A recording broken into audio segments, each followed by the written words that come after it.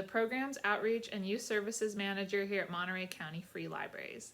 Thank you for joining me today for a special Halloween edition of Book Chat Kids. All October long, I am going to feature middle grade chapter books on Book Chat Kids that are spooky in nature and that you might enjoy around this time of year.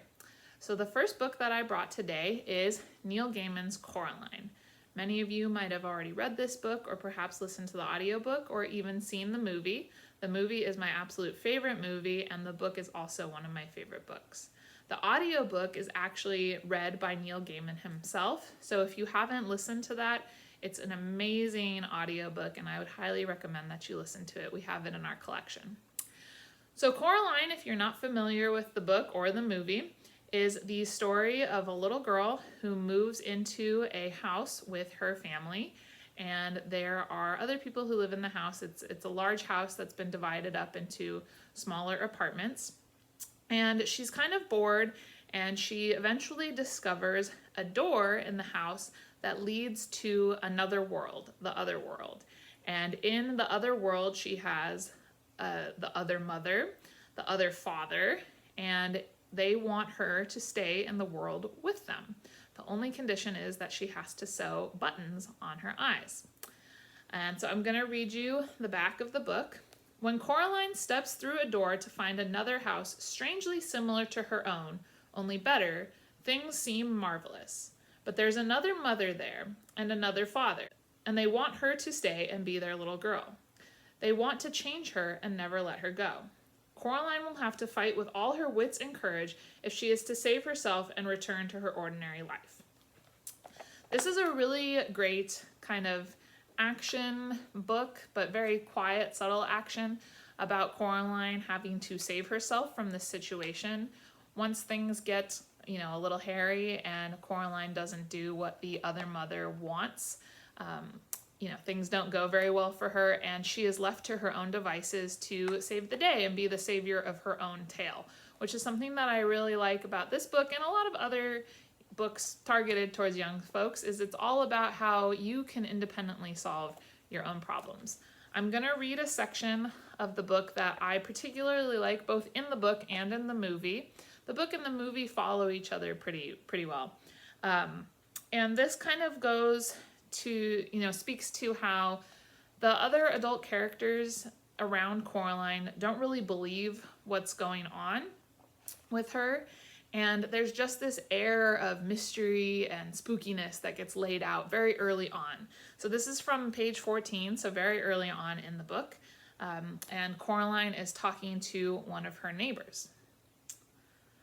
He walked down the steps on the outside of the house that led up past Coraline's front door to the door of his flat. He walked down very slowly. Coraline waited at the bottom of the stairs. "The mice do not like the mist," he told her. "It makes their whiskers droop." "I don't like the mist much either," admitted Coraline. The old man leaned down, so close that the bottoms of his mustache tickled Coraline's ear. "The mice have a message for you," he whispered.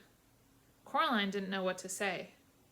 "The message is this: don't go through the door." He paused. "Does that mean anything to you?"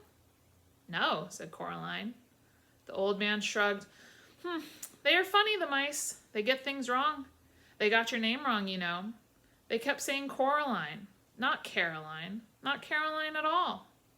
He picked up a milk bottle from the bottom of the stairs and started back up to his attic flat. And the reason why I find that particular part so eerie is because a lot of the characters get her name wrong. They call her Caroline because Coraline's kind of a strange name. And this is the first indicator that there is something else going on in this world, because the mice that this old man has in his training to be circus mice, they know what her actual name is, and they have a message directly to her about going through this door that she has discovered, and that message is to not go through the door. But of course she does, which kicks off all the action in the book. Like I said, it's really, really great to read this time of year if you're looking for something a little eerie. It is, I'm trying to take a look, it is 160 pages, so a very quick read. The audiobook, I can't remember quite how long it is, but it's a quick and easy listen. So if you're looking for something fun to read by yourself or as a family, I would highly recommend Coraline. And then I would also check out the movie. Like I said, it's one of my favorite movies.